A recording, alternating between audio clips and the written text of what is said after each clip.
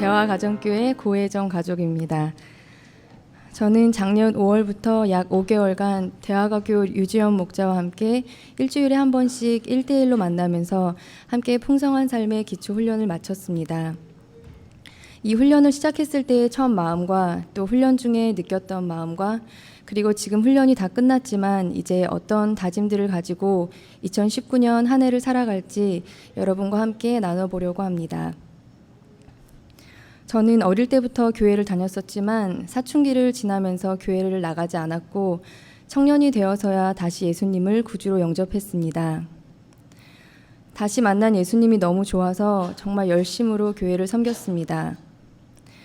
참 좋은 그리스도인으로 살고 싶었는데 결혼을 하고 아이를 낳고 여러 가지 어려운 일들을 넘나들며 나의 힘으로 더 이상 버텨낼 수 없을 것 같을 때쯤 나들목 일산교회를 만났습니다. 내 개인적인 비전에 몰두하기보다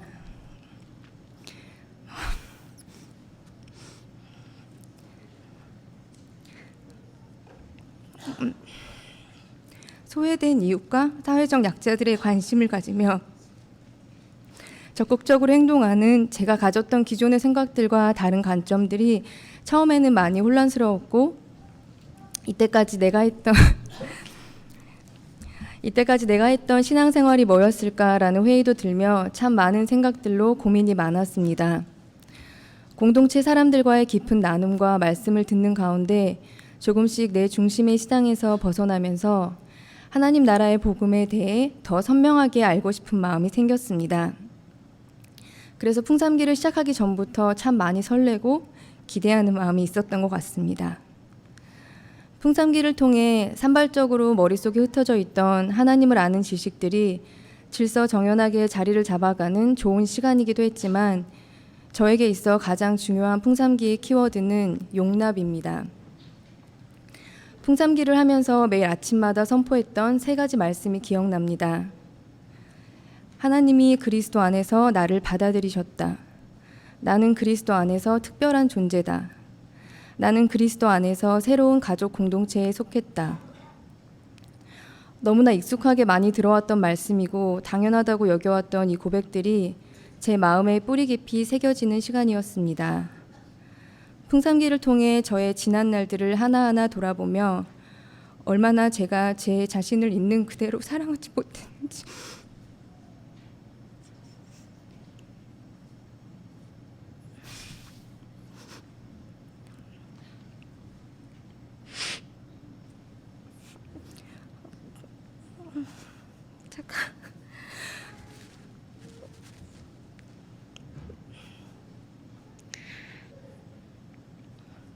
얼마나 제가 제 자신을 사랑하지 못했는지 직면하게 되었습니다. 착하고 훌륭한 그리스도인이 되고 싶었지만 오히려 미움과 분노를 키우고 있었던 제 모습을 보며 하나님께서도 내가 하나님 마음에 들게 행동해야 나를 사랑하신다라는 왜곡된 시각을 가지고 참 힘겹게 살아왔다는 생각이 들었습니다. 그러나 하나님이 나 같은 자를 위해 자신의 소중한 아들 예수님을 대신 죽이시고 나를 살려주신 그 은혜로 나를 용납하고 받아들이셨다는 그 말씀이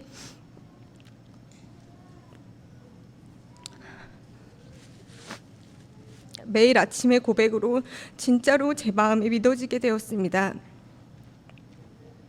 그 믿음이 제 삶의 실제가 되었을 때 하나님을 바라보는 저의 태도가 바뀌기 시작했습니다.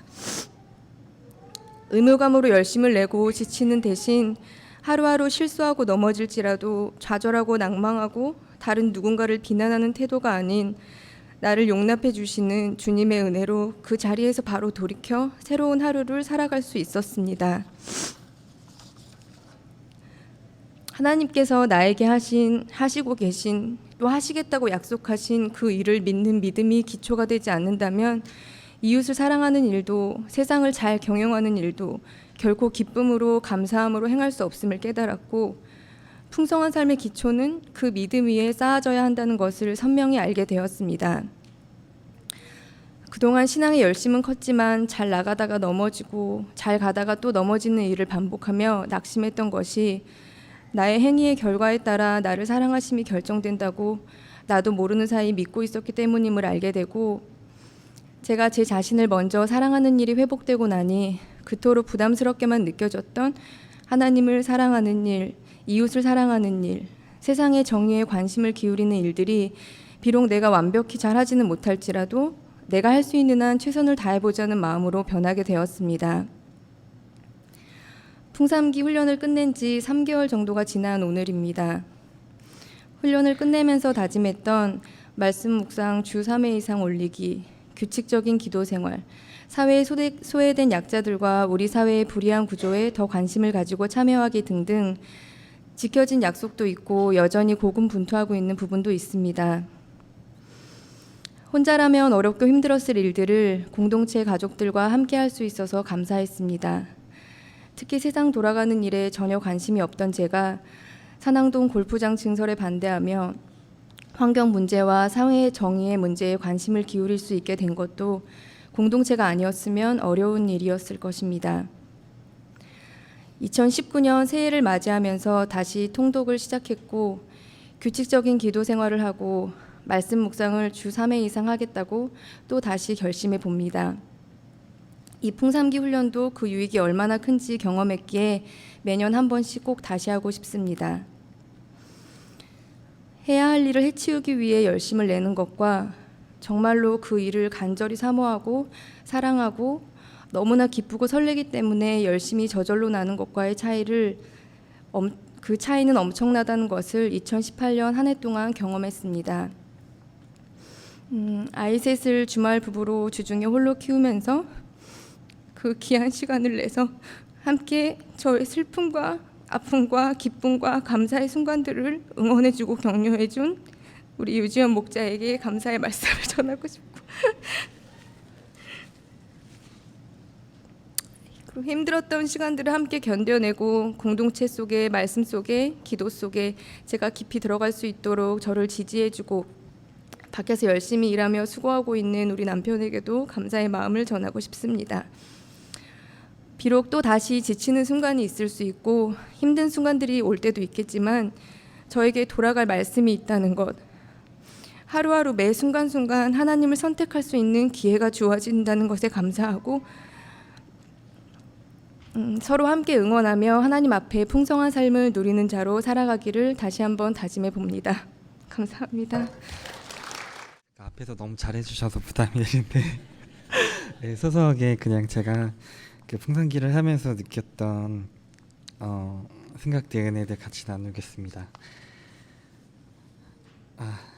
네, 저는 이제 솔직히 처음에 풍성한 삶의 기초 훈련을 제의를 받았을 때 큰 기대가 있지는 않았습니다. 다만 제가 잠시 직장 생활을 하고 있지 않은 상황에서 이제 훈련을 어차피 해야 할 것 같은데 이제 시간적으로 좋은 상황이라고 생각했을 뿐이었습니다.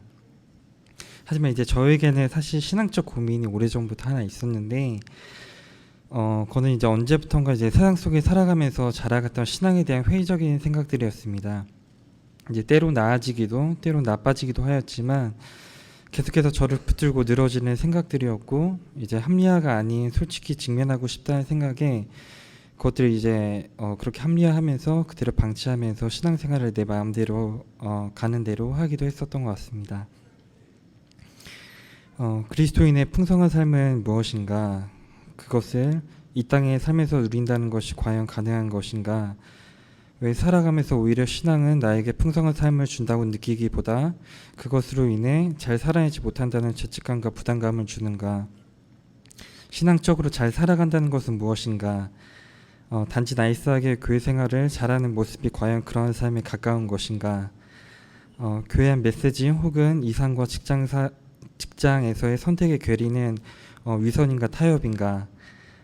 그 메시지 혹은 이상을 가능하게 할 수는 있는가? 그렇게 가능하도록 무언가를 하지 않는 것은 죄인가 타협인가? 이런 생각들과 마음들이 맞물려 훈련에 대한 크게 기대함을 갖지 못한 것이 아닌지 모르겠습니다.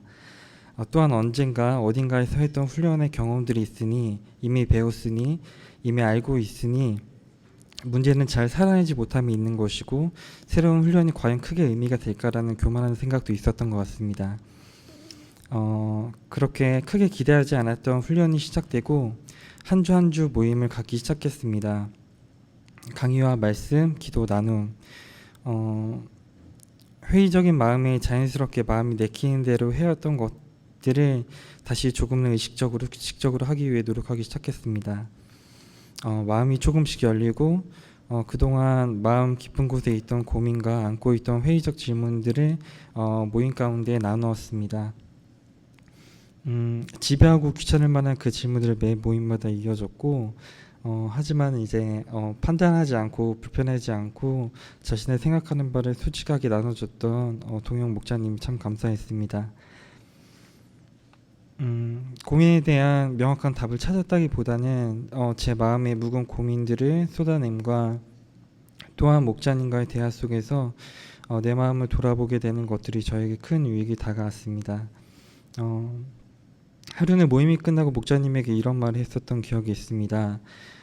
공동체를 신뢰하지 못하겠다는 말이었는데 이렇게 이제 순간적으로 저도 모르게 나온 말이었는데 이제 목자님과 헤어지고 나서도 이제 그 말은 계속 이제 저의 머릿속을 되뇌이게 하였습니다. 나는 왜 공동체를 신뢰하지 못하는가라는 생각이 들었습니다. 언제부턴가 이제 마음에 회의적인 생각이 들자 함께하는 사람들과 신앙과 공동체에 대해서 솔직하게 나누는 것이 어려웠던 것 같습니다. 판단에 대한 두려움도 있었고 살아가면서 느낀 것들을 함께 공유하는 것에는 한계가 있기에 그런 것들이 없이 내 생각과 마음의 회의를 나누는 것은 더 큰 괴리와 부정적 감정들을 전염시킬 수도 있다는 생각이 들었습니다. 그러한 가운데 생각과 마음을 오픈하는 것이 별로 좋지 않게 느껴졌으며 그렇게 내 스스로 만들었던 거리로 인해 공동체에 마음을 열 수 없었습니다. 하지만 풍성기의 시간은 그런 마음을 돌아보는 계기가 되었고 그 후에 좀 더 그러한 부분에 대하여 기도하며 노력해야겠다는 생각이 들었습니다. 벌써 훈련이 끝나고 몇 개월의 시간이 흘렀습니다. 훈련 때 느끼고 생각하고 겪어내는 것들 나티함과 스스로의 죄성으로 인해 잘 지키지 못하고 살아가는 것 같습니다. 하지만 훈련을 받으면서 단순한 지식과 생각을 넘어 굳어진 마음을 부드럽게 만지시는 진리들을 느꼈고 끊어지지 않는 부정적 정서와 회의들이 조금씩 가라앉는 것들을 느꼈습니다. 제 안에 갇힌 마음이 조금씩 바깥으로 향하며 지금은 공동체가 예전보다 더 가깝게 느껴지고 내 짧은 생각을 넘어서 나와 함께 있는 공동체 가운데 계신 하나님을 기대하게 됩니다. 그래서 아직 잘 살아가지 못하고 작년 한 해 제 모습을 봤을 때 부족한 모습이 가득하지만 풍성기의 시간이 다시 하나님과 공동체에 관하여 마음이 열어가는 귀한 시간이 되었음을 고백합니다. 그리고 하나님께서 원래대로 계획하신 모습을 따라 하나님, 나, 공동체와 세상의 이웃들을 건강하게 사랑할 수 있기를 다시 소망합니다. 감사합니다. 네, 풍성한 삶의 기초 훈련을 마친 두 분 가족들의 진솔한 나눔을 잘 들었습니다. 여러분들께서도 아직 이 훈련을 받지 못하신 분들 계시다면 올해 이 훈련 꼭 받으시고 이 훈련을 받으시면 이렇게 또 진솔한 나눔을 잘 하실 수 있는 그런 분들이 아마 되실 것입니다. 지금 오늘 나눔을 해주신 두 분을 선정한 기준은 가나다 순이었습니다. 고 암흑의 가족 그리고 권 암흑의 가족 그냥 앞에서 두 분 끊어가지고 이렇게 그냥 했는데 굉장히 잘하시잖아요.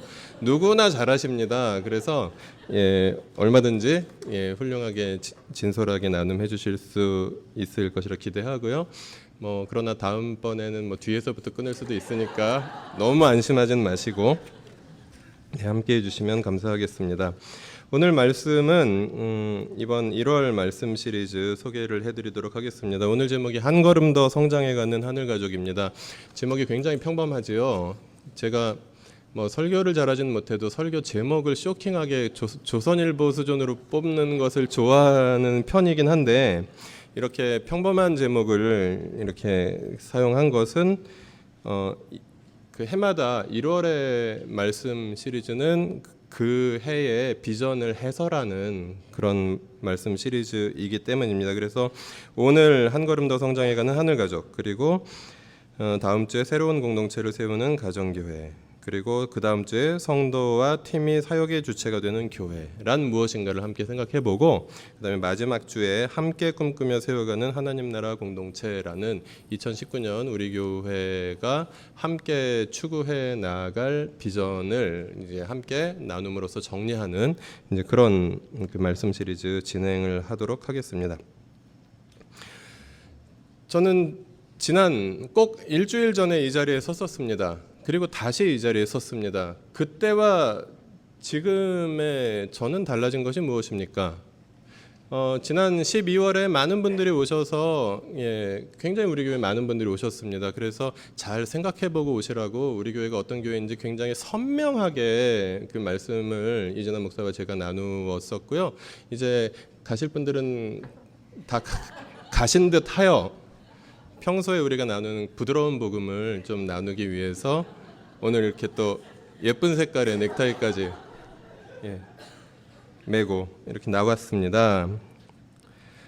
사실 일주일 전의 세상과 일주일이 지난 지금의 세상은 거의 달라진 것이 없는 것 같습니다. 2018년 52번째 주와 2019년 첫 번째 주가 뭐가 그렇게 달라졌습니까? 2018년 마지막 날과 2019년 첫날이 과연 뭐가 그렇게 달라졌냐는 말씀입니다. 거의 달라진 것이 없습니다. 세상은 여전합니다. 살기 팍팍하고요. 그리고 경제는 어렵고요. 많은 사람들이 힘들다라고 비명을 지르고 있고요. 정권이 바뀌었는데, 그리고 바뀌어가지고 한 3년 정도 됐는데 뭐 나라가 좋아진 거 피부로 느껴지는 거 많지 않고요. 뭐 이게 뭐 이렇게 새로울 것이 있나 하는 그런 고민들이 드는 것이죠. 근데 우리들 각자는 어떻습니까? 세상은 여전한데 우리들 나름대로 또 여전합니다. 근데 어떤 분들은 또 여전하지도 않습니다. 저 같은 경우 이제 제가 그렇게 가을부터 기대하던 50세가 됐는데요. 똑같아요. 별로 달라진 것이 없습니다. 다만 달라진 것이 있다면 저희 친구들 모여있는 카카오톡 방이 있는데 거기서 저희 친구 중에서 제일 잘 나가는, 그래도 종합대 교수하고 있는 친구 한 명이 혼수 상태에 일시적으로 빠졌다가 이제 다행히 회복되었다는 소식이 들렸습니다. 여기저기 아프니까 청춘이다라는 그런 생각들이 좀 많이 절감하게 되는 그런 나이가 되긴 했지만, 별로 달라진 것들이 없는 세상 속에서 별로 달라진 것들이 없는 우리가 대망의 2019년을 맞이해서 이 자리에 나와 있습니다.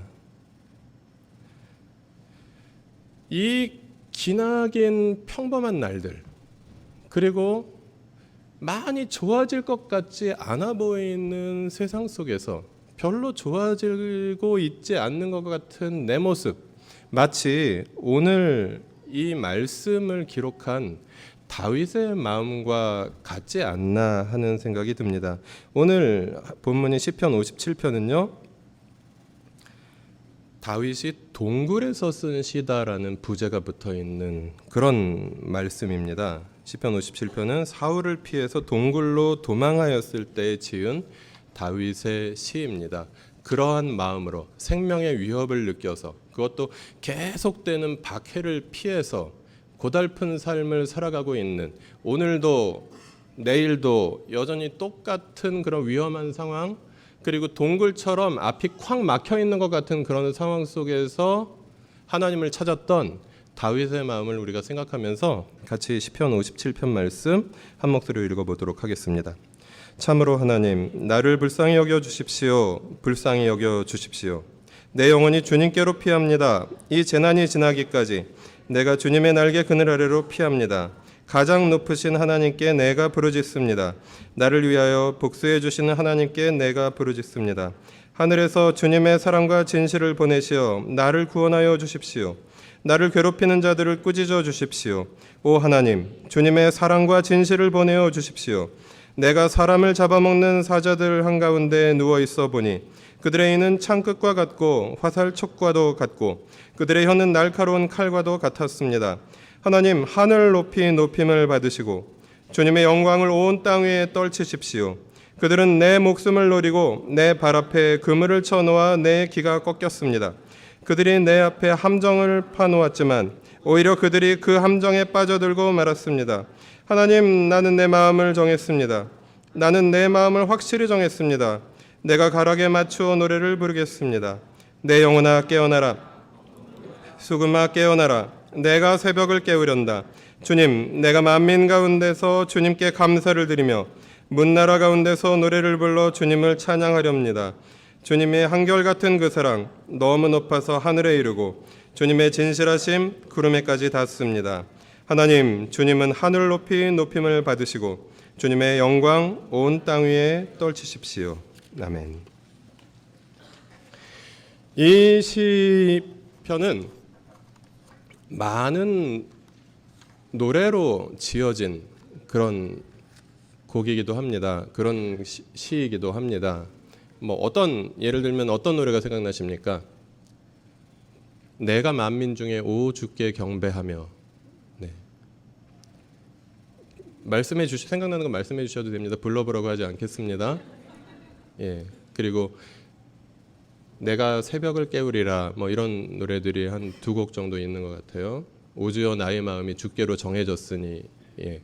그리고 내 마음이 확정되고 확정되었으니 믿음에 눈들어 주 바라봅니다. 이런 곡도 생각이 나지요.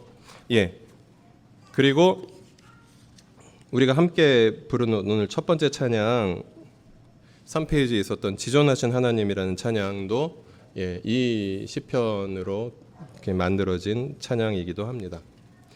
이렇게 많은 노래로 만들어졌다는 것은 이 시가 많은 분들의 공감을 얻었다라는 그 말씀이기도 합니다. 많은 분들이 이 동굴 속에서 토로했던 다윗의 고백과 같은 그 고통을 경험했고, 그리고 그 동굴 속에서 만난 다윗의 하나님을 우리의 인생 가운데 만나고 있었기 때문이 아닌가 생각합니다. 오늘 본문은 그래서 낮은 곳에서 부른 낮은 자의 노래다라고 우리가 생각해 볼 수 있을 것 같습니다.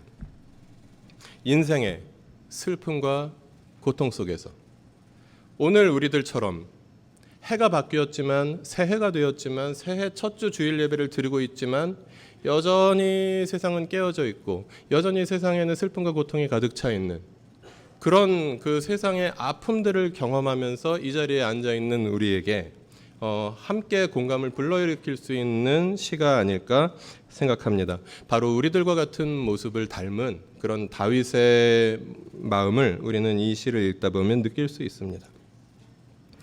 그래서 지난주에도 잠깐 말씀드린 적이 있지만 우리가 알고 있는 이 구약의 굉장히 유명한 인물 중에 하나인 다윗은 넘사벽 같은 그런 완벽한 존재가 아니라 굉장히 연약한 인간, 그리고 그래서 인간적이고 그래서 친근해 보이는 그런 비주류 출신의 왕으로서 우리에게 다가온다라는 사실을 우리가 다시 한번 생각해 볼 수 있을 것 같습니다. 그렇다면 다윗은 이 끝나지 않는 것 같은, 그러나 앞이 콱 막혀 있는 것 같은 동굴 속에서 그런 위험에 쫓기면서 살아가는 고달픈 처지 속에서 다윗은 어떻게 그가 그 역경을 뚫고 앞으로 나아갔었는지, 그래서 다윗의 동굴 속에 있었던 다윗에게 일어난 일은 무엇이었는지 우리가 함께 말씀을 통해서 생각해 보면 여전히 어둡고 여전히 차가운 이 세상 속을 살아가는 여전한 우리들에게 어떤 교훈을 얻을 수 있을 것 같습니다. 함께 생각해 보도록 하겠습니다. 먼저 다윗은 그가 처해 있는 동굴 속에서 하나님께 한 걸음 더 나아갈 수 있었던 것을 오늘 우리 이 시편을 통해서 만납니다. 다윗은 더 이상 피할 곳도 숨을 곳도 없었습니다. 다윗은 사울의 추격을 피해서 산으로 가야만 했고요. 그리고 산 속에서 이슬을 피하기도 하고 여러 가지 그 악조건들을 피할 수 있어야 하겠기에 동굴을 찾아서 숨어 들어가야 했을 것입니다. 역사적으로 과거 고대 사회부터 현대 사회까지 산으로 들어간 사람들이 있었습니다. 우리나라에서도 벼슬을 던지고 산으로 들어가서 신선급의 사람들이 된 그런 선비들의 이야기, 뭐 중국의 이야기나 우리나라의 역사를 통해서 많이 우리가 알고 있지요. 그리고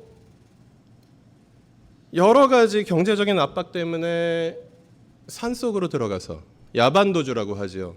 야반도주를 통해서 산속으로 들어가서 화전을 일구고 살아가는 화전민들의 이야기, 어려운 시절의 이야기들을 우리는 역사의 그런 야사를 통해서 많이 들어왔었습니다. 그리고 역사적인 그런 이념 전쟁의 아픔을 가졌던 우리나라에서는 산으로 들어간 분들이 많이 있었습니다. 새로운 세상을 꿈꾸면서 산으로 들어가서 저항을 하다가 목숨을 잃어버린 분들이 많이 있었던 나라이고요. 그리고 세계 곳곳에서 그런 일들은 많이 있어 왔습니다. 비슷한 예인지 아닌지는 모르겠지만 자연인이라는 프로그램 아시죠? 많은 분들이 산으로 들어갑니다. 절박한 마음은 똑같습니다. 불치의 병에 걸렸거나 그래서 산으로 들어가서 자연 속에서 채취한 그런 그 음식물을 먹으면서 몸이 완쾌되어서 TV에 나온 분들의 이야기 우리는 많이 알고 있습니다. 말씀드린 모든 종류의 각각의 경우는 조금씩 다르지만 공통점이 있습니다. 절박하다는 것입니다. 뭔가 변화가 일어나지 않으면 더 이상 살 수 없다라는 것입니다. 그런 분들이 역사적으로 계속해서 산으로 올라갔고요.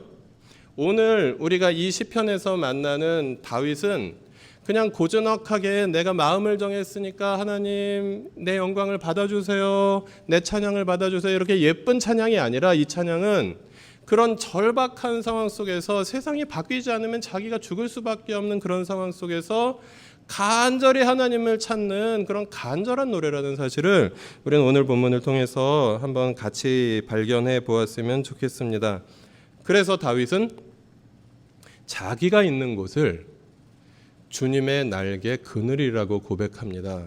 주님의 날개 그늘이라는 그런 표현을 우리가 떠올리면 굉장히 포근하지 않습니까?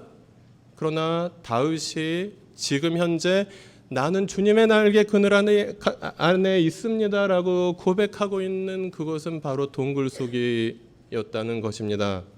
박쥐가 거꾸로 매달려 있는, 그리고 이렇게 막 종유석에서 물이 떨어지는 그런 습하고 어둡고 그리고 전갈이나 벌레들이 기어다니는 그런 더럽고 위험한 곳에서 다윗은 하나님께 노래하고 있다는 사실입니다. 그는 인생의 최대 위기 상황을 만났습니다. 그가 지난주에 말씀드린 대로 그는 비주류 출신의 사람이었고 가문에서도 비주류로 대우받았던, 별로 대우받지 못했던 8번째 아들로서 그냥 나가서 그냥 양떼만 치도록 그렇게 취급을 받았던 그런 존재였다라는 것을 말씀을 드렸지만 골리앗을 쓰러뜨린 이후로 그래도 인기를 나름대로 얻었고 그리고 왕의 사위가 된 적도 있었습니다. 잠깐 호강을 하던 시절이 있었습니다. 그러나 지금 오늘 이 고백을 하고 있는 다윗은 그가 처음에 경험했던 그 비주류로서의 어린 시절보다 훨씬 더 낮고 천하고 위험한 그런 고달픈 상황 속에 놓여 있는 그런 상황입니다. 정말로 인생의 위기 상황이었습니다. 그런데 그는 인생의 위기 상황 속에서 자신과 함께 하시는 하나님을 경험했습니다. 그리고 하나님의 함께 하시는 그 두 가지 하나님의 본질적인 속성을 깨달을 수 있었습니다. 그것은 하나님의 사랑이었고요. 하나님의 진실이었습니다. 그는 그 위기 상황 속에서, 그 억울한 상황 속에서 그 비참한 상황 속에서 하나님은 사랑이시다. 그리고 하나님은 진실하시다. 정의로우신 하나님께서 반드시 나의 이 어려운 문제들을 해결해 주실 것이다라는 깨달음을 얻을 수 있었고, 그래서 그가 하나님의 사랑과 진실을 경험했을 때 그것은 더 이상 그냥 비참한 그런 처지에 놓여 있는 그런 동굴이 아니라 그것이 바로 성전이 되었다는 것입니다. 우리는 이렇게 별로 꾸며진 것 없는 그냥 바닥은 체육관 같고 저기 농구대가 이렇게 있고 한 그냥 이런 초라한 예배 공간에서도 행복하게 예배드리지만 이곳은 동굴에 비하면 얼마나 아름답습니까? 그런데 다윗은 그 낮고 어둡고 더럽고 그런 곳에서도 하나님을 예배할 수 있었던, 그것이 성전임을 경험할 수 있었던, 그것이 주님의 날개 그늘임을 경험할 수 있었던 다윗의 마음을 오늘 본문을 통해서 우리는 경험할 수 있습니다. 이와 같이 우리도 하나님 나라 백성으로서 하나님께 한 걸음 더 나아가는 우리의 2019년이 될 수 있었으면 좋겠습니다. 작년 연말보다 올해 초가 결코 달라진 것이 없고 더 나아진 것은 물론 없지만 여전히 세상은 고달프고 여전히 내 인생은 흔들리고 건강은 점점 더 나빠지고 나이만 먹어가는 인생이지만 우리가 내 인생에 함께 하시는 하나님을 만날 수 있다면, 그리고 내가 그 하나님께 한 걸음 더 나아갈 수 있다면, 이 세상에 나를 구성하고 있는 모든 조건들이 똑같아도 내가 하나님께 한 걸음 더 나아갈 수 있다면 우리는 우리가 살아가는 곳을 성전이라 말할 수 있고, 내가 발걸음 걸어가는 곳마다 주님의 날개 그늘임을 고백하지 않을 수 없다는 것입니다. 여러분 한번 생각해 보시기 바랍니다. 여러분의 인생은 얼마나 남으셨습니까? 모르죠. 그러나 특별한 어떤 엄청난 사고가 일어나지 않는 한 그래도 10년 이상 몇십 년 계속될 것이 크게 예측을 벗어나지 않지 않겠습니까? 그 세월 동안에 10년이 남았든 20년이 남았든 30년이 남았든 50년이 남았든 우리에게 남겨진 이 세월 동안에 우리가 해마다 한 가지씩만이라도, 해마다 한 걸음씩만이라도 하나님께 가까이 나아갈 수 있다면, 하나님을 새롭게 만날 수 있다면 얼마나 그 인생은 행복한 인생이겠습니까? 우리는 한때 아름다웠지만 지금은 부끄러운 모습을 보여주고 있는 많은 한때 훌륭했던 분들의 이야기를 듣거나 모습을 직간접적으로 경험합니다. 그분들이 나는 추악해질 거야 라는 비전을 품었기 때문에 그렇게 됐을까요? 결코 그렇지 않습니다. 지금 기독교의 어떤 위상을 많이 떨어뜨리고 있는 우리 같은 작은 교회들이 열심히 하나님 뜻대로 살려고 막 노력하고 고민하고 훈련받고 막 이렇게 살지만, 그냥 대형 교회에서 사고 한 번씩 펑펑 터트려 주시면 우리가 아무리 노력해도 아무도 몰라주게 만드는 그런 분들도 처음에는 아름다운 분들이셨습니다. 근데 그분들이 지금 그런 모습을 보여주는 것은 그분들이 나빠지려고 마음 먹고 나빠지는 것이 아니라 해마다 나이를 먹어가면서 더 많은 권력을 누리게 되고 더 많은 부를 누리게 되고 더 많은 명예를 가지게 되는데 그쳤지, 해마다 한 걸음 더 나아가면서 하나님을 더 알아가고자 하는 마음, 해마다 내가 하나님과의 관계 속에서 새롭게 되고자 하는 마음, 그런 마음들을 더 이상 품지 않게 되었기 때문이 아닌가, 저는 그렇게 생각합니다.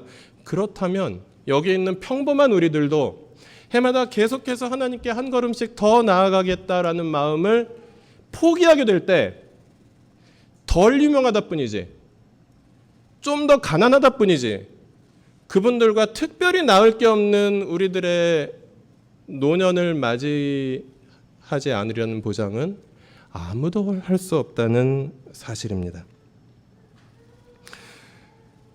너무 어두운 이야기를 해드려서 죄송합니다. 그러나 그럼 희망적으로 우리의 상상을 좀 바꾸어서 우리의 남은 인생에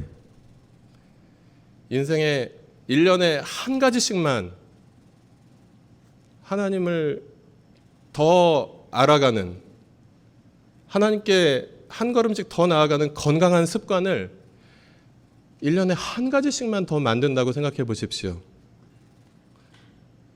10년이면 10가지의 새로운 건강한 습관들이 생길 것이고 20년이 남았다면 20가지의 건강한 습관들이 생길 것이고 지금 막 한 20, 30대 우리 10대 친구들도 여기 계신데 30대, 10대 이분들한테 친구라고 그래도 죄송하긴 하지만 저도 청춘입니다. 아프니까.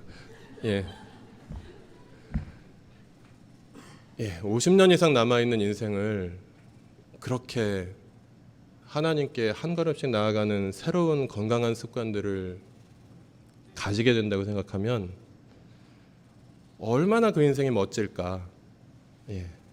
상상만 해도 제 일은 아니지만 상상만 해도 행복해지지 않을 수 없는 그런 우리가 꿈을 꾸고 그 꿈을 향해서 걸어갈 수 있었으면 좋겠습니다. 그래서 오늘 이 다윗의 나는 마음을 정했습니다 하나님 이러한 고백과 같이 우리도 마음을 새롭게 정할 수 있는 그런 이 2019년의 1월 첫 번째 주일이 되었으면 좋겠습니다. 내 마음을 정했습니다. 내가 올해도 하나님께 한 걸음 더 나아가겠습니다. 하나님께서 기뻐하시는 새로운 습관 딱 하나만이라도 내가 붙잡고 새로워졌으면 좋겠습니다. 라고 그렇게 마음을 정할 때 하나님께서 함께 하시고 주님, 여러분의 처지가 지금 어떠하시든 주님의 그 부드러운 날개로 품어주실 것이고 그리고 여러분의 인생에 함께 해 주실 것입니다. 저도 그렇게 되기를 소망하고요. 우리가 함께 한 걸음 더 나아가는 2019년이 되시기를 주님의 이름으로 부탁드립니다. 두 번째로 다윗은 동굴 속에서 공동체로 한 걸음 더 나아가는 그런 경험을 할 수 있었습니다. 다윗이 사울을 피해서 오늘 이 본문의 말씀의 부제가 동굴 속에서 지은 시였기 때문에 다윗이 이 시를 지은 동굴은 어디였을까를 우리가 좀 상상해 보면 재미있을 것 같습니다. 성경에 구체적으로 다윗이 동굴 속에 있었던 이야기를 해주고 있는 곳은 두 곳입니다. 사무엘상 22장과 사무엘상 24장이거든요. 먼저 22장에서 함께 다윗이 동굴 속에서 어떤 일들을 경험했는지 같이 읽어보겠습니다. 사무엘상 22장 1절 2절 말씀 읽겠습니다. 다윗은 거기에서 떠나 아둘람 굴 속으로 몸을 피하였다. 그러자 형들과 온 집안이 그 소식을 듣고 그곳으로 내려가 그에게 이르렀다. 그들뿐만이 아니라 압제를 받는 사람들과 빚에 시달리는 사람들과 원통하고 억울한 일을 당한 사람들도 모두 다윗의 주변으로 몰려들었다. 이렇게 해서 다윗은 그들의 우두머리가 되었는데 400여 명이나 되는 사람들이 그를 따랐다.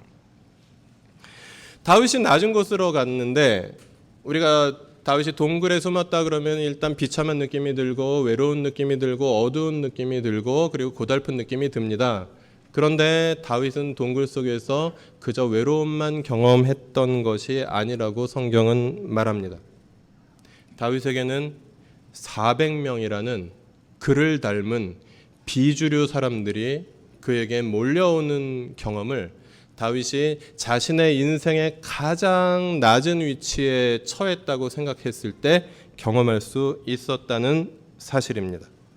비주류 다윗에게 온갖 종류의 비주류 사람들이 다 모였습니다. 아까 예를 들었던 그 산으로 올라간 분들처럼 정말 세상이 바뀌지 않으면 정말 안 되는 절박한 처지에 놓여 있는 사람들이 있었고 그들이 동굴 속에 숨어 들어온 다윗의 소문을 듣고 동료의식을 느끼고 저 사람이라면 내 소원을 이루어줄 수 있지 않을까 하는 마음을 품고 다윗에게로 찾아왔습니다. 그들은 깨어진 세상에서 함몰되기를 거부한 사람들이었고, 그리고 적당히 깨어지는 세상 속에서 그저 조금 더 나은 삶을 살 능력이 있었거나 조금 더 나은 삶을 사는 것 정도로는 자신의 인생의 문제가 해결되지 않는 사람들이었습니다. 정말 절박한 사람들이었습니다. 그들이 다윗에게 몰려왔습니다. 그래서 이 사무엘상 22장에 나오는 그 아둘람 굴에 모인 공동체, 아둘람 공동체라고 우리가 할 수 있는 이 400명의 모습을 통해서 처음에 비주류 공동체로 출발했던 이스라엘, 이집트의 노예로부터 출발했던 이스라엘, 그리고 탈출한 노예로서 광야에서 40년 동안 유랑하는 유랑민으로 출발했던 이스라엘, 비주류 공동체를 하나님께서 선택하셔서 하나님의 백성 삼으셨던 그 복음을 우리는 다시 한번 들을 수 있는 것입니다. 비주류 공동체로 출발한 이스라엘의 특성을 잘 보여주는 사람들이 다윗이 동굴 속에서 하나님의 이름을 절박하게 부르고 있을 때 다윗의 곁에 찾아왔다는 것을 우리는 기억합니다. 오늘 우리가 2019년을 살아가는 가운데 있어서 달라진 것이 전혀 없을지라도, 그리고 내 자신을 돌아보면 너무나도 연약하고 계속해서 연약해져만 가는 그런 모습이라고 할지라도, 그래서 별로 희망이 없어 보일지라도 우리에게 내가 아까 처음에 말씀드렸던 것처럼 하나님께 한 걸음 더 나아갈 수 있게 된다면, 그리고 또한 오늘 본문의 말씀과 같이 새로운 공동체를 만날 수 있는 그런 경험을 우리가 할 수 있다면 정말로 하나님께서는 그 공동체를 통해서 우리와 함께 하실 것이고, 우리에게 이 고달픈 세상을, 여전히 힘든 세상을 살아갈 새로운 힘을 허락해 주실 것입니다. 오늘 함께 들은 나눔 첫 번째 해주셨던 고혜정 가족이라는 분이 있습니다. 우리 교회가 처음부터 성경 통독을 막 강조했던 그런 교회가 아니었던 건 여러분들이 아실 것입니다. 우리는 처음에 말씀 묵상 하나만 강조했던 그런 교회였습니다. 계속해서 말씀 묵상을 강조했고, 그리고 즐거워했던 그런 교회였습니다. 그러다가 한 3년 전부터 어떤 자매가 성경을 함께 읽기를 좀 원하는 분들을 카카오톡에서 모아서 서로 성경을 해마다 한 번씩 통독하는 것을 격려하는 그런 그룹을 만들기 시작했습니다. 그리고 그 자매는 그 그룹에 속한 가족들이 성경을 읽은 것들을 계속해서 체크해주고, 그걸 매일 올해까지 3년째 그 일들을 하고 있습니다. 오늘 우리가 나눔해 주시는 그 첫 번째 나눔해 주셨던 그 자매인데요, 그냥 울기만 잘하지 우리들보다 특별히 더 대단할 것이 없는 그런 가족입니다. 그리고 무슨 선지자도 아니고 교회에서 공식적으로 임명받은 어떤 목회자나 목자도 아닌 한 가족이 그렇게 자발적으로 섬기면서 함께 말씀을 읽자, 함께 하나님께 더 나아가자 라고 이야기했을 때 조금씩 거기에 공감해서 함께 하는 분들이 있었고, 그리고 이제 오늘 아침에 제가 여기 나오기 전에 그 카카오톡 방에 몇 명이 들어있나를 세 보았더니 65명이 들어있는 것을 볼 수 있었습니다. 아마 정기적으로 말씀 묵상하시는 분들보다 아마 여기 이 그룹에 들어가서 성경을 새롭게 이제 올 한 해는 꼭 성경 통독을 하겠습니다라고 그 마음을 정하신 분들이 좀 더 많으실 거라고 생각합니다. 처음에 교회가 공식적으로 정한 것이 아니었고, 그냥 교회 일각에서 일어나는 그냥 한 가족이 개인적인 어떤 헌신으로 시작한 일이었지만, 하나님께서는 그 가족을 사용하셔서 우리 공동체에 말씀하셨고, 나와 함께 교제하자. 내 이야기를 너희들은 읽어주기 바란다. 내 마음을 성경 통독을 통해서 알아주기를 바란다.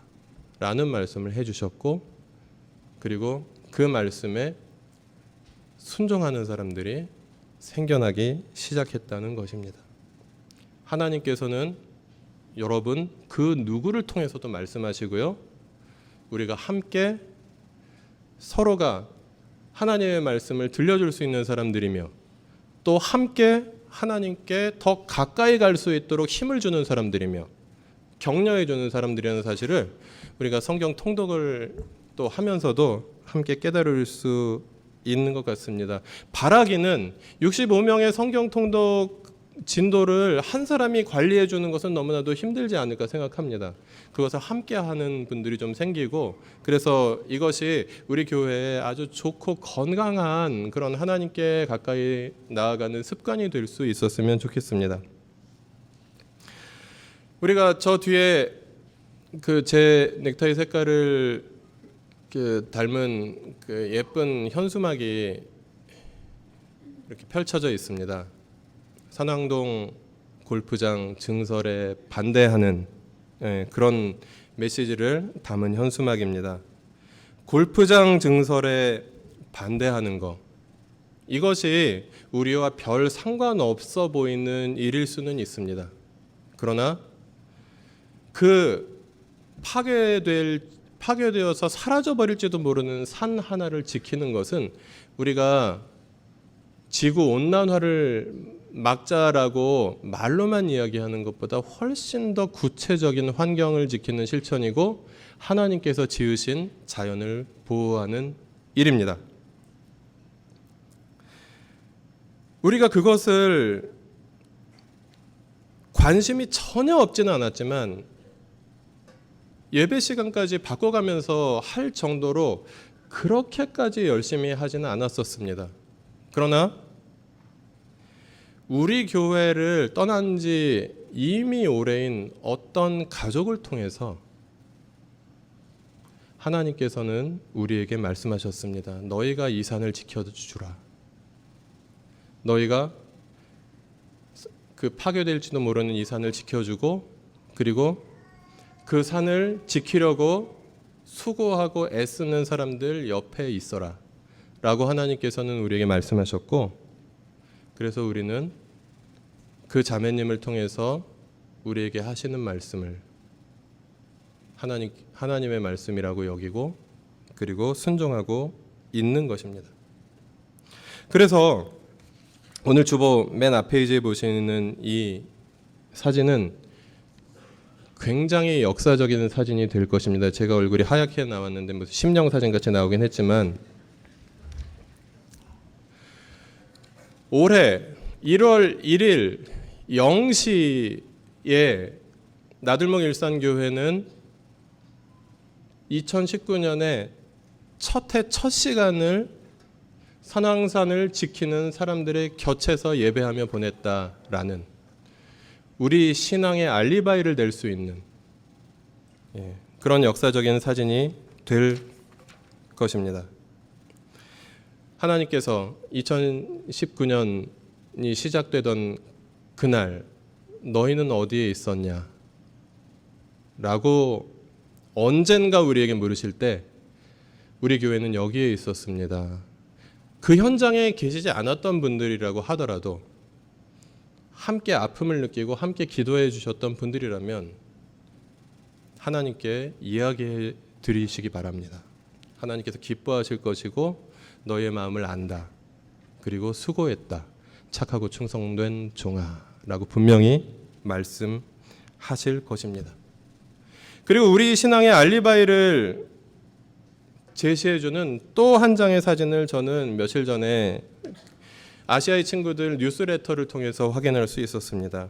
화성 외국인 보호소에 방문해서 우리나라에 어떤 난민으로 들어왔거나 아니면 취업을 했다가 이제 불법 체류자가 되어가지고 화성 외국인 보호소에 이제 수감되어 있는 분들, 보호라는 이름으로 수감되어 있는 분들을 찾아가서 만나고 돌아오는 몇몇 가족들의 사진이 그곳에 나와 있었습니다.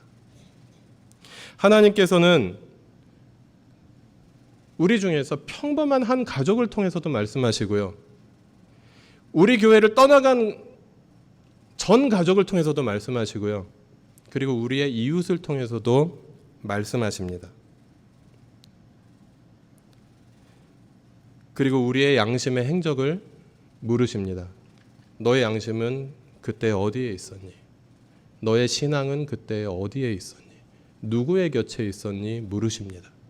그때 우리들 개개인은 그 모든 것들을 쫓아다닐 수도 없고 다 알지도 못하지만 누군가를 통해서 말씀해 주시는 그 하나님의 말씀을 우리가 겸허히 듣고 그리고 함께 순종할 수 있는, 그래서 함께 공동체를 만나고 함께 공동체 속에서 그리고 이웃과 함께 하나님께로 더 한 걸음 나아갈 수 있는 우리들이 되라고 주님께서는 우리에게 말씀해 주십니다. 최근에 우리 교회에 새롭게 오고 계신 분들이 또 많이 계시고요. 그리고 가정교회라는 작은 우리 교회 현재 6개가 있는 이 공동체에서 저마다 나름대로 이렇게 생활하고 계신 분들이 계실 것입니다. 하나님 나라 백성들의 공동체로 우리 올해 한 걸음 더 나아갈 수 있었으면 좋겠습니다. 가정교회에 속해 있지 않은 분들이라면 올해 초에 이제 가정교회의 문을 두드리시는 그런 2019년이 되시길 바라고요. 가정교회 가족들을 집으로 초대해서, 가정교회 속해 계신 분이시라면, 그런데 우리 집에서 가정교회 예배를 한 번도 안 드려보신 분들이라면 가정교회 가족들을 집으로 초대해서 따뜻한 저녁 식사 한 끼 대접해 주시고, 그리고 함께 여러분의 집이 예배 장소가 되는, 여러분의 집이 성전이 되는 그런 경험을 또 한번 해주시기를 추천드립니다. 그리고 각자의 은사와 역할에 따라서 가정교회를 섬겨주시고 풍성한 삶의 기초 훈련 받거나 또 계속해서 인도해 주셨으면 좋겠습니다. 그리고 훈련을 받으신 분들은 이제 더 나아가서 언약가족과 목자의 삶으로 헌신해 주시기를 추천드립니다. 그리고 동굴 속에서 다윗은 자신에게 한 걸음 더 나아갈 수 있었습니다. 사무엘상 24장 1절부터 7절까지 말씀 같이 읽겠습니다. 블레셋 사람과 싸우고 돌아온 사울은 다윗이 엔게디 광야에 있다는 소식을 듣고 온 이스라엘에서 3,000명을 뽑아 거느리고 다윗과 그의 부하들을 찾으러 들염소 바위 쪽으로 갔다. 사울이 길 옆에 양우리가 많은 곳에 이르렀는데 그곳에 굴이 하나 있었다. 사울이 뒤를 보려고 그리로 들어갔는데 그 굴의 안쪽 깊은 곳에 다윗과 그의 부하들이 숨어 있었다. 다윗의 부하들이 그에게 말하였다. 주님께서 대장님에게 약속하신 바로 그날이 왔습니다. 내가 너의 원수를 너의 손에 넘겨줄 것이니 내가 마음대로 그를 처치하여라 하신 바로 그날이 되었습니다. 다윗이 일어나서 사울의 겉옷자락을 몰래 잘랐다. 다윗은 자기가 사울의 겉옷자락만을 자른 것뿐인데도 곧 양심의 가책을 받게 되었다. 그래서 다윗은 자기 부하들에게 타일렀다. 감히 손을 들어 주님께서 기름 부어 세우신 우리의 임금님을 치겠느냐? 주님께서 내가 그런 일을 하지 못하도록 나를 막아주시기를 바란다. 왕은 바로 주님께서 기름 부어 세우신 분이기 때문이다. 다윗은 이런 말로 자기의 부하들을 타이르고 그들이 일어나 사울을 치지 못하게 하였다. 마침내 사울이 일어나서 굴 속에서 나가 길을 걸어갔다.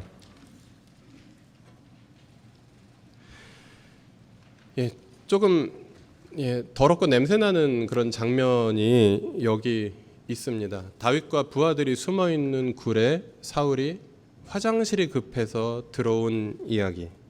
좀 유명한 이야기이기도 합니다만은 이때는 다윗과 부하들이 한풀이를 할 수 있는 절호의 기회였습니다. 다윗을 그렇게 괴롭히고 죽이려고 쫓아다닌 사울을 제거하기만 하면 세상은 바뀔 것입니다. 다윗은 바로 왕이 될 수 있는 그런 상황입니다. 그래서 다윗의 그 동료들은 이렇게 말합니다. 드디어 주님께서 대장님에게 약속하신 바로 그날이 왔습니다.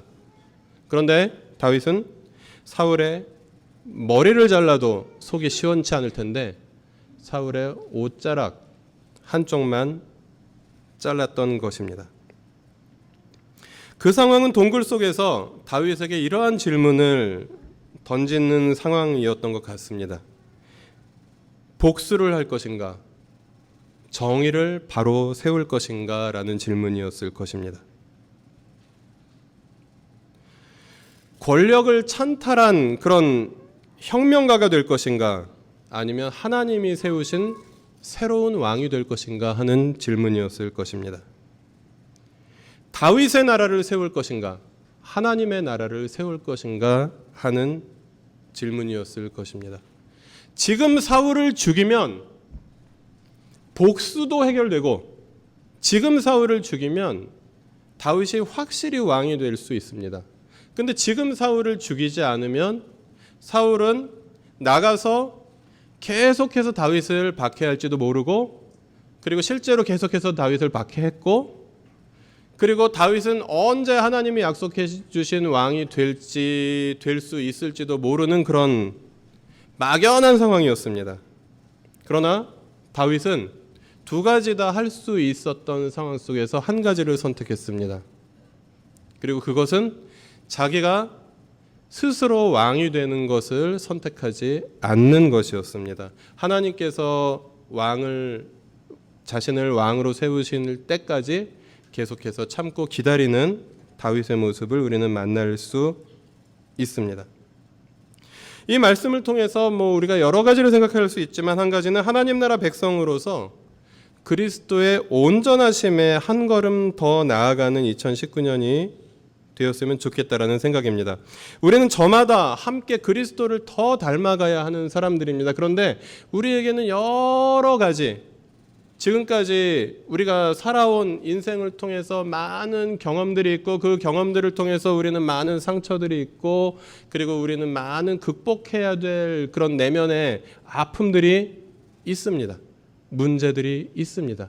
그런 문제들을 하나하나라도 조금씩이라도 극복해 가면서 나에게 찾아오는 여러 도전들 앞에서 그냥 내가 자동으로 반응할 수 있는 그런 반응이 아니라 그리스도를 닮아서 그리스도께서 주시는 그런 성령의 도우심 가운데 보다 성숙한 반응을 할 수 있는 그래서 더 성숙한 모습으로 세상을 바라볼 수 있고 성숙한 눈으로 세상을 바라보고 성숙한 모습으로 세상에 나아갈 수 있는 우리들이 될 수 있었으면 좋겠습니다. 여러분께서 2019년 1월 첫째 주일을 맞이하시면서 내가 극복해야 할 모습은 무엇인지 한번 생각해 보시기 바랍니다. 그리고 저마다 온 세상 모든 사람들이 나를 드러내려고 하는 이 세상 속에서 우리 그리스도인들마저도 나를 드러내려고 노력하는 것이 아니라 우리의 주인이신 그리스도를 드러내는 나의 인생. 그래서 더 영광스럽고 그래서 더 감사하고 그래서 사실은 더 빛나는 인생을 향해서 우리는 많이 걸어갈 수 없습니다. 그러나 한 걸음 나 혼자서는 아마 불가능할 것입니다. 그러나 공동체가 있기 때문에 그러나 우리가 그냥 사람들끼리 손잡은 집단이 아니라 우리가 마음을 정했을 때 하나님이 우리와 함께 하시기 때문에 주님의 날개 그늘에 품어주실 것이고 주님의 사랑과 진실을 우리 인생에 드러내 보여주실 것이기 때문에 우리는 그 사랑과 진실에 힘입어서 한 걸음 더 나아가는 하나님께로 한 걸음 더 나아가고 공동체를 향해 한 걸음 더 나아가고 그리고 참된 나 자신을 향해서 한 걸음 더 나아갈 수 있는 그런 여전한 세상 속에서 더욱 하나님 닮아가는 그런 2019년을 맞이하시는 우리들이 되었으면 좋겠습니다. 에베소서 4장 13절 14절 말씀 같이 읽겠습니다. 그리하여 우리 모두가 하나님의 아들을 믿는 일과 아는 일에 하나가 되고 온전한 사람이 되어서 그리스도의 충만하심의 경지에까지 다다르게 됩니다. 우리는 이 이상 더 어린 아이로 있어서는 안 됩니다.